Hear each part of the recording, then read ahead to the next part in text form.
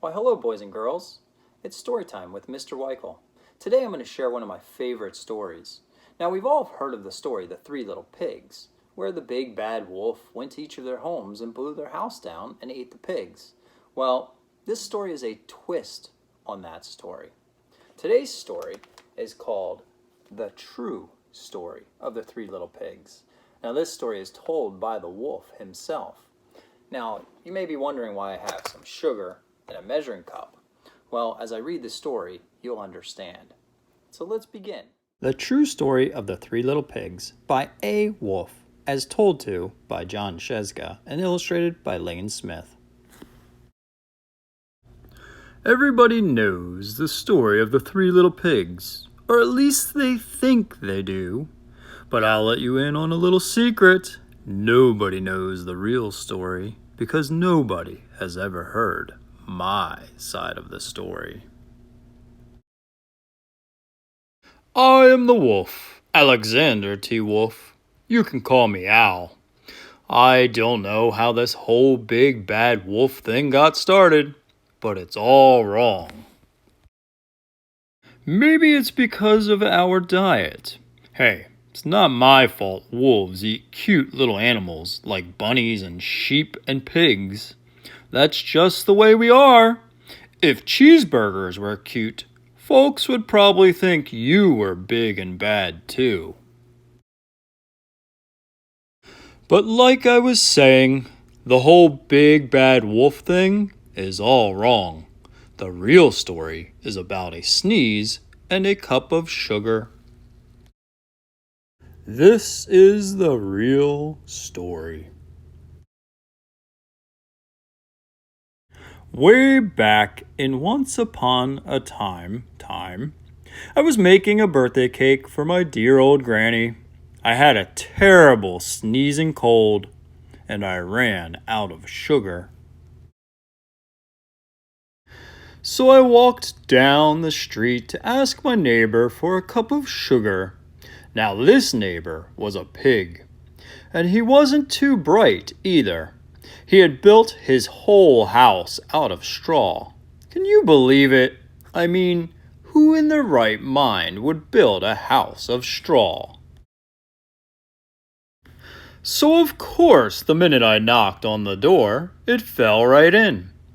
I didn't want to just walk into someone else's house, so I called, Little Pig, are you in?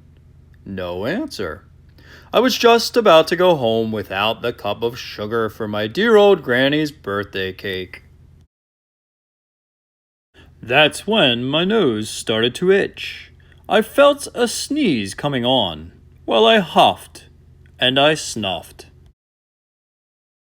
And I sneezed a great sneeze. And you know what? That whole darn straw house fell down. And right in the middle of the pile of straw was the first little pig, dead as a doornail. He had been home the whole time. It seemed like a shame to leave a perfectly good ham dinner lying there in the straw, so I ate it up. Think of it as a big cheeseburger just lying there. I was feeling a little better, but I still didn't have my cup of sugar. So I went to the next neighbor's house. This neighbor was the first little pig's brother. He was a little smarter, but not much. He had built his house of sticks. I rang the bell on the stick house. Nobody answered.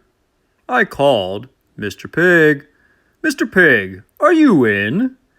He yelled back, Go away, wolf! You can't come in! I'm shaving the hairs on my chinny chin. I had just grabbed the doorknob when I felt another sneeze coming on. I huffed, and I snuffed, and I tried to cover my mouth, but I sneezed a great sneeze. And you're not going to believe it, but this guy's house fell down just like his brother's. When the dust cleared, there was the second little pig, Dead as a doornail. Wolf's honor. Now, you know food will spoil if you just leave it out in the open. So I did the only thing there was to do. I had dinner again. Think of it as a second helping. I was getting awfully full, but my cold was feeling a little better, and I still didn't have that cup of sugar for my dear old granny's birthday cake. So I went to the next house. This guy was the first and second little pig's brother. He must have been the brains of the family. He had built his house of bricks. I knocked on the brick house. No answer. I called, "Mr. Pig, Mr. Pig, are you in?" And do you know what that rude little porker answered? Get out of here, Wolf! Don't bother me again! Talk about impolite. He probably had a whole sack full of sugar, and he wouldn't give me even one little cup for my dear sweet old granny's birthday cake. What a pig! I was just about to go home and maybe make a nice birthday card instead of a cake when I felt my cold coming on. I huffed, and I snuffed, and I sneezed once again. Then the third little pig yelled, And your old granny can sit on a pin!